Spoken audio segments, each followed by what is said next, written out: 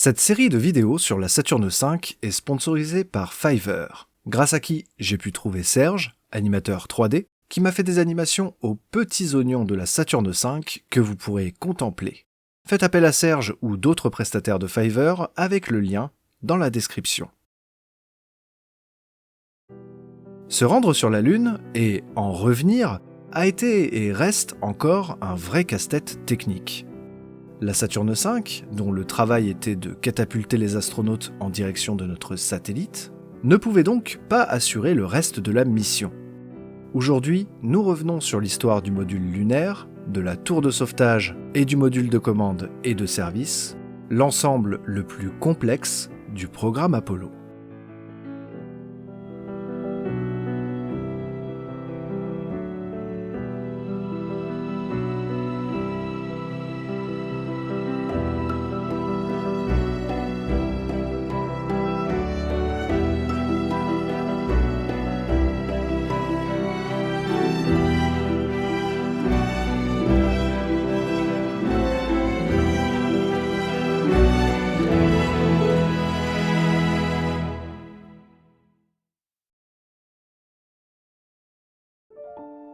En 1960, un groupe d'études de la firme Grumman se penche sur la faisabilité d'un vaisseau lunaire et des trajectoires requises pour un tel vol. Même si le programme Apollo est encore loin de se dessiner avec précision, la NASA est intéressée par ces travaux. Alors que le programme Mercury démarre à peine, l'agence propose de financer 3 firmes pour réaliser des études plus poussées sur un atterrisseur lunaire. Mais Grumman n'est pas sélectionné. Tout de même, une équipe de 50 personnes, menée par Tom Kelly, décide de continuer leurs recherches en toute indépendance, tout en informant la NASA de l'avancée de leurs travaux. Quand en mai, les 3 firmes sélectionnées et financées par la NASA présentent leurs résultats d'études, Grumman propose également les siens. En parallèle, ils rejoignent Douglas, General Electric et Space Technology Labs pour répondre à l'appel d'offres du module de commande de manière conjointe. Mais leur proposition est une fois de plus rejetée par la NASA qui sélectionne finalement McDonnell. En revanche, le fait d'avoir travaillé à la fois sur un module lunaire et un module de commande a permis à Grumman d'acquérir une certaine expérience sur le sujet, et quand un vrai appel d'offres de la NASA est émis pour le module lunaire, la réponse de Grumman est bien plus élaborée que les autres. Lieu de production et de test, paramètres de vol et même simulateur. Enfin, la NASA les choisit pour ce projet, chiffré à 388 millions de dollars, dont 25 millions seulement pour Grumman, et le reste pour un nombre incalculable de sous-traitants. La NASA contribue aux travaux en y apportant ses besoins en port d'amarrage, système interne, antennes et sas de sortie. Mais beaucoup de recherches restent à faire pour concevoir le premier vaisseau habité de l'histoire à se poser sur un autre monde.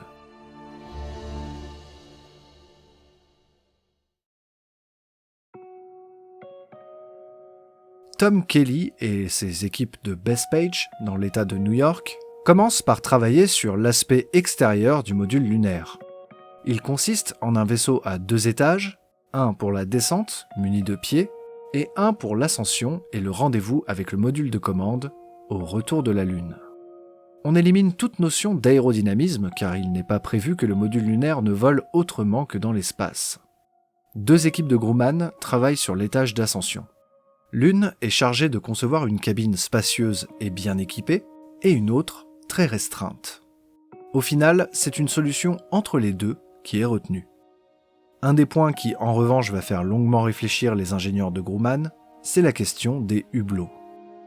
D'abord conçu à la manière d'un hélicoptère, le module lunaire initial comporte de larges vitres pointant plusieurs angles. Mais le poids de ces vitres est jugé trop important pour les bénéfices qu'elles apportent. La firme conçoit alors de petits hublots triangulaires avec un angle descendant permettant de voir à la fois en face et vers le bas. Cette idée, extrêmement pratique, demande en revanche du travail supplémentaire pour réussir à concevoir un étage d'ascension à la géométrie chaotique. La soudure étant compliquée avec de telles formes, les techniciens devront avoir recours aux rivets à certains endroits de l'étage. La NASA et Grumman ont évidemment des inquiétudes sur la résistance de parties rivetées à la pressurisation et l'étanchéité, mais les tests sont concluants. Les ports d'amarrage sont également un casse-tête pour Grumman, car initialement, le module lunaire est doté d'un port supérieur permettant au module de commande de récupérer le LEM en route vers la Lune, et un port latéral pour que les astronautes puissent, au retour de la Lune, s'amarrer au module de commande en voyant où ils vont. Comme le dit un ingénieur de Grumman, c'est plus facile de rentrer dans un garage quand on voit où on va. Mais cela veut également dire que le port d'amarrage latéral servira également de sas de sortie lunaire, ce qui complique sa conception. Finalement, il est choisi de pratiquer l'amarrage en orbite lunaire avec le port supérieur. Pour ce faire, on installe un petit hublot sur le toit du module lunaire, qui permettra donc au pilote du LEM de réaliser l'amarrage avec une certaine visibilité. Le port latéral devient alors le sas de sortie lunaire uniquement, et après des tests, il devient carré pour permettre un passage plus facile de l'astronaute en combinaison. Pour l'intérieur, et en particulier le poste de commande, les astronautes Scott Carpenter, Don Isley, mais surtout Pete Conrad, se rendent fréquemment à Bethpage pour aider Grumman. Le design le plus radical de ce vaisseau, c'est bel et bien l'absence de siège.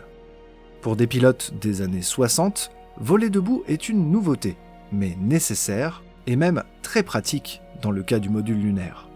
Des sièges représenteraient un poids inutile, étant donné que les accélérations seront minimes lors des phases de posée et de redécollage lunaire. De plus, les astronautes debout seront plus proches des hublots et verront donc mieux l'extérieur. Pour rester stable lors des mouvements brusques du vol, les astronautes sont retenus par un câble tendu et leurs pieds par des lanières. Bell Aerospace réalise le moteur de l'étage de remontée, doté d'une poussée contrôlable à la manière d'un avion classique et qui utilise un mélange d'aérosine et de peroxyde d'azote. Enfin, le compartiment entier reçoit un enrobage de plusieurs couches d'isolant thermique en mylar, aluminium et nickel, ce qui le protège également des impacts de micrométéorites, en plus d'un équipement complet d'antennes de communication à faible et haut gain, des lumières pour l'amarrage et un projecteur du côté du sas pour éclairer le sol. Pour l'étage inférieur, Grumman commence par réaliser la structure et la position des réservoirs du moteur de descente en forme de croix. Le moteur, réalisé par TRW Systems, est également contrôlable dans sa poussée. Il utilise pour ce faire un mélange d'UDMH et de peroxyde d'azote. Sur cette base, il faut ensuite monter une série d'équipements inédits pour un vaisseau spatial. D'abord, des pieds d'atterrissage. Au départ, Grumman pense en installer 5, qui seraient pliés dans la Saturne V, mais déployés avant l'atterrissage lunaire. Mais pour des contraintes de place, de poids et évidemment pour réduire la complexité, on passe sur un design à 4 pieds, tout aussi stable. Leur conception est confiée à Héroux, une entreprise basée à Longueuil, dans la périphérie de Montréal. Le challenge de cette entreprise est gigantesque, mais va leur valoir une reconnaissance mondiale. Pour les tests des différentes surfaces sur lesquelles ils pourraient se poser, des essais à grande échelle ont lieu dans les locaux de Grumman. Une fois conçus et testés, on installe sous les soucoupes de pied des sondes de terrain. Ces tiges, d'1,5 mètre, se plient au contact de la surface lunaire et indiquent aux astronautes qu'ils peuvent couper le moteur avant que le module lunaire ne touche le sol. Il serait en effet dangereux de garder le moteur allumé jusqu'au posé complet, car les éjectats pourraient remonter et frapper la tuyère, ou simplement déstabiliser le module et le faire basculer. Les derniers mètres de descente se font donc en chute libre, ce qui n'est pas un problème pour le système d'amortisseur de pied, ni un grand choc à 1/6 de gravité terrestre. Pour la descente de l'astronaute, Grumman pense d'abord installer une corde à nœuds, mais les tests se montrent non concluants. On finit par installer une échelle sur un des pieds du module, celui du côté du sas, et un porche devant lui. Il reste encore de la place, sur l'étage de descente, pour y mettre des outils nécessaires aux activités lunaires, comme l'ensemble MESA, qui filmera la descente de l'échelle d'Apollo 11, ou plus tard le rover lunaire pour les missions Apollo 15, 16 et 17. Enfin, pour relier le module lunaire à l'étage S4B, de petites attaches relient l'étage de descente à la partie fixe de la coiffe de la Saturne V, capable de se détacher quand le module de commande veut l'extraire. Et vu que l'étage de remontée servira au retour des astronautes, l'étage de descente, lui, restera sur la surface lunaire.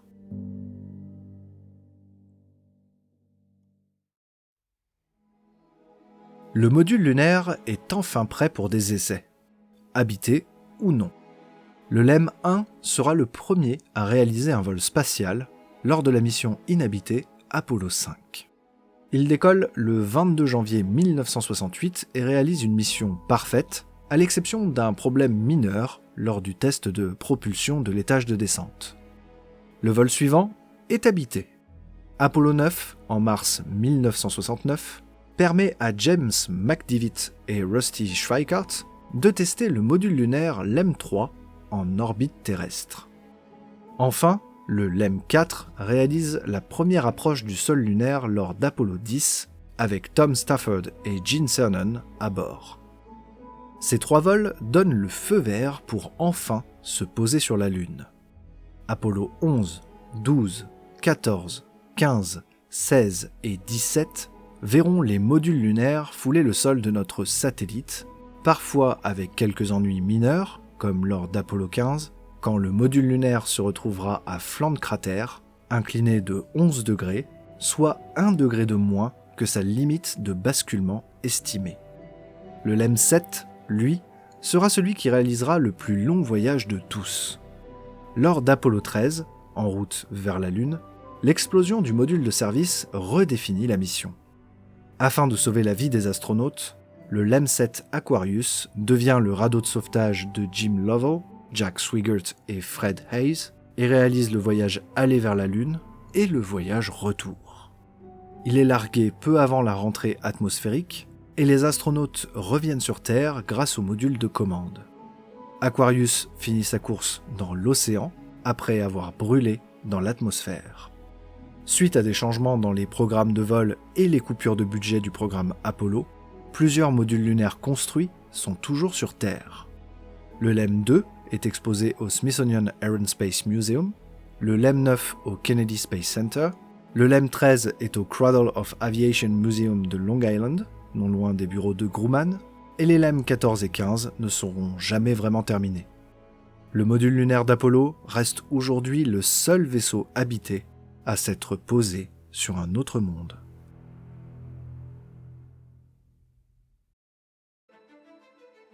La tour de sauvetage de la Saturne V, ou LES pour Launch Escape System, est une descendante directe du programme Mercury.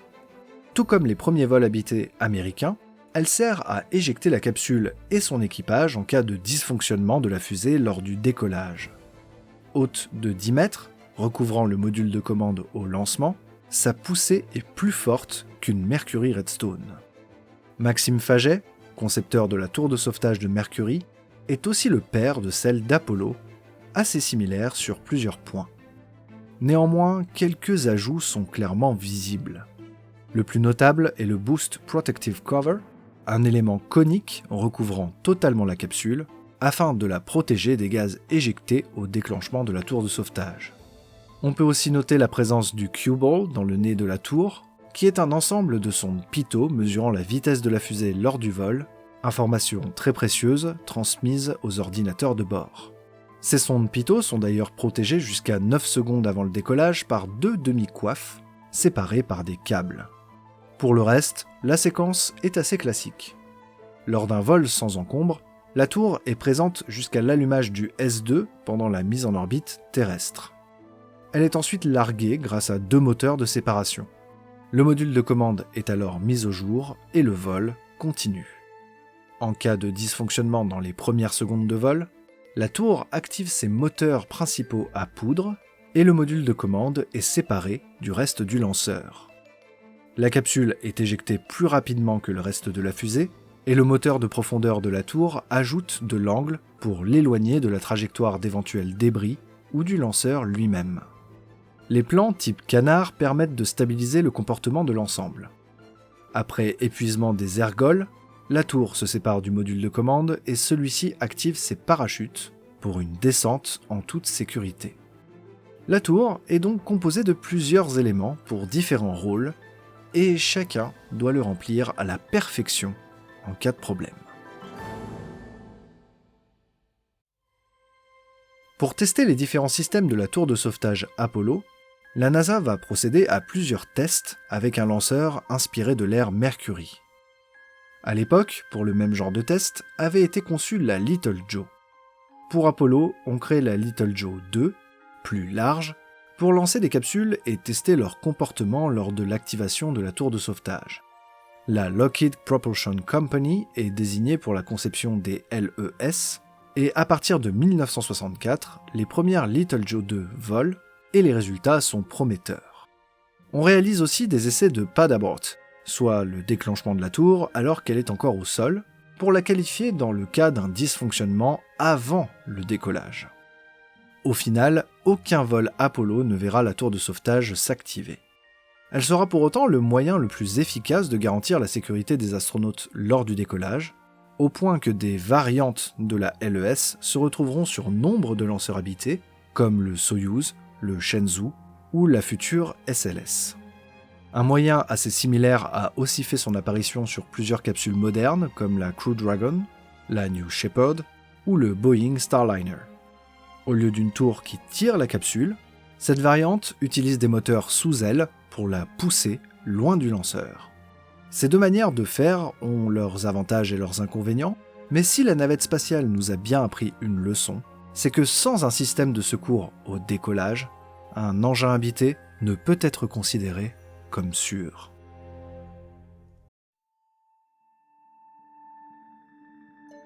Le module de commande et de service est, comme le LEM, composé de plusieurs parties. Au sommet, la capsule, seul élément qui est destiné à être récupéré en fin de mission, le module de service qui lui fournit tout le nécessaire de vie, et son SPS, le moteur réutilisable qui est responsable de la mise en orbite lunaire et le départ de la dite orbite. En 1961, North American décroche le contrat pour sa conception face à 11 autres entreprises. La NASA versera près d'$1 milliard pour l'acquisition de 11 maquettes structurelles, 15 maquettes de vol et tests, et 11 vaisseaux opérationnels. Plusieurs sous-traitants sont choisis comme le MIT en charge de l'ordinateur de bord ou encore Rocketdyne qui conçoit les propulseurs RCS du module de service. 2 générations de CSM vont voir le jour. Le bloc 1 qui servira principalement au vol en orbite terrestre, puis le bloc 2 pour les futures missions lunaires. On prévoit l'utilisation du bloc 1 en 1967 avec Apollo 1, alors monté sur une Saturne 1B, pour un vol en orbite terrestre. Mais le 27 janvier 1967, un incendie se déclare lors de tests au sol de la capsule. Les astronautes Gus Grissom, Ed White et Roger Chaffee perdent la vie lors de l'accident. La responsabilité est principalement imputée à North American, les concepteurs, qui avaient également en charge l'étage S2 de la Saturne V et avaient déjà montré par leurs erreurs que la charge de travail était tout simplement trop importante. Jamais une capsule bloc 1 ne réalisera de vol habité. Suite à ça, énormément de défauts de conception et d'erreurs sont mis au jour, qui mèneront à d'énormes améliorations pour la capsule bloc 2.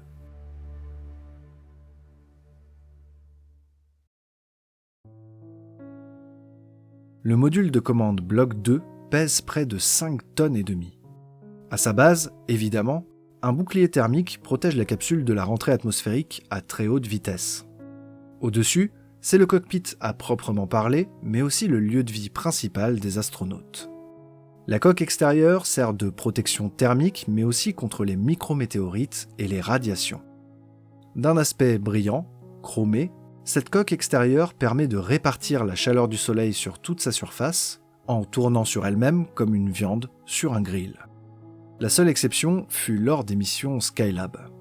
Vu que les capsules restaient stationnées sur une station et ne récoltaient la chaleur que sur une face, on décida de peindre les capsules en blanc pour renvoyer un maximum de cette chaleur solaire.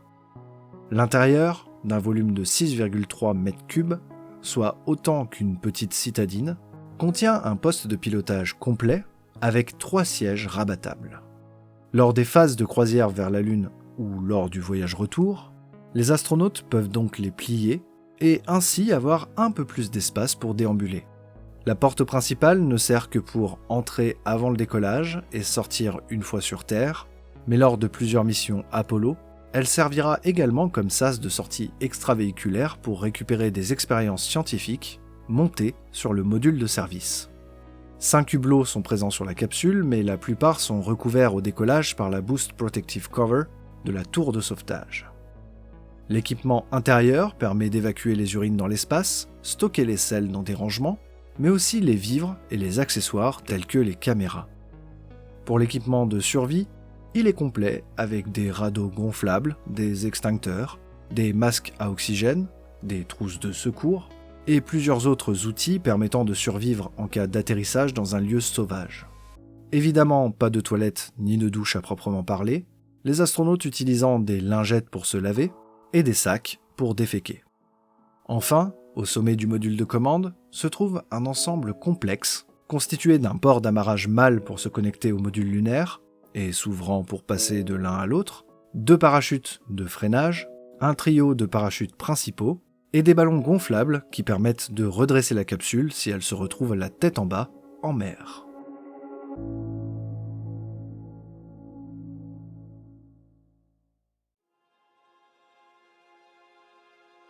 Le module de service, placé sous le module de commande, a 2 missions principales. Réaliser les poussées de mise en orbite lunaire et de retour vers la Terre, et assurer la survie des astronautes en leur fournissant oxygène, eau, électricité et communication. À sa base, on trouve le moteur SPS, fonctionnant au peroxyde d'azote et aérosine. Conçu par North American, il a la capacité théorique de se rallumer 50 fois et de pousser pendant une 12aine de minutes. Au-dessus de lui, le module de service commence avec l'antenne à haut gain, qui permet des transmissions longue portée quand elle est pointée vers la Terre. Sur l'extérieur également, un ensemble de blocs RCS permettent de petits déplacements dans l'espace. 2 antennes SIMTER, nommées à cause de leur forme, permettent les communications en VHF. On trouve également un ensemble de lumières, une verte et une rouge, qui, comme sur les avions, permet de connaître l'orientation du CSM lors de l'amarrage avec le LEM, un feu anti-collision qui sert au rendez-vous, et un projecteur pour les sorties extravéhiculaires, monté sur un mât de 60 cm, pour éclairer le sas de sortie et les points d'attache extérieurs. L'intérieur du module, beaucoup plus fourni en équipement, est découpé en 6 zones. La zone 1 sert de baie d'équipement pour des expériences scientifiques. La zone 2 contient l'immense réservoir de peroxyde d'azote du SPS. La zone 3 contient également un réservoir de peroxyde d'azote pour le SPS, ainsi qu'un réservoir d'hydrazine pour les RCS. La zone 4 abrite 3 piles à combustible, 2 réservoirs d'oxygène et 2 d'hydrogène, ce qui permet de générer l'électricité et l'eau pour les astronautes. La zone 5 contient un réservoir d'aérosine pour le SPS et un réservoir RCS. La zone 6 abrite un autre réservoir d'aérosine et de carburant RCS. Et enfin, dans la zone centrale, on trouve 2 réservoirs d'hélium servant à envoyer une certaine pression dans les réservoirs du SPS. Pour terminer, au sommet du module de service, on trouve la connectique servant à alimenter le module de commande et les systèmes de séparation.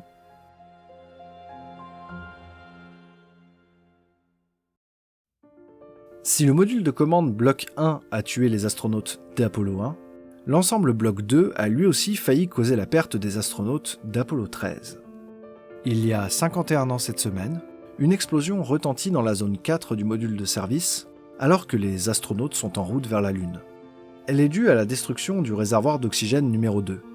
Après l'accident, on ajoute un réservoir d'oxygène en plus dans la zone 1 et une batterie supplémentaire dans la zone 4, 2 composants qui auraient clairement pu aider lors d'Apollo 13.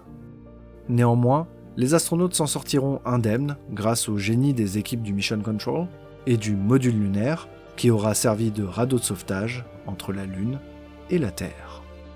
Au final, les modules de commande et de service ont tout de même enregistré une sacrée carrière, emportant des astronautes dans l'espace lors d'Apollo 7, 8, 9 et 10 jusqu'à 17, mais aussi des missions post-lunaires comme les missions Skylab et Apollo-Soyuz. Les capsules de toutes ces missions sont aujourd'hui visitables dans plusieurs musées à travers les États-Unis. Ils sont les seuls composants récupérés, mais aussi les témoins inertes de toutes ces missions, qui ont marqué l'histoire de l'humanité.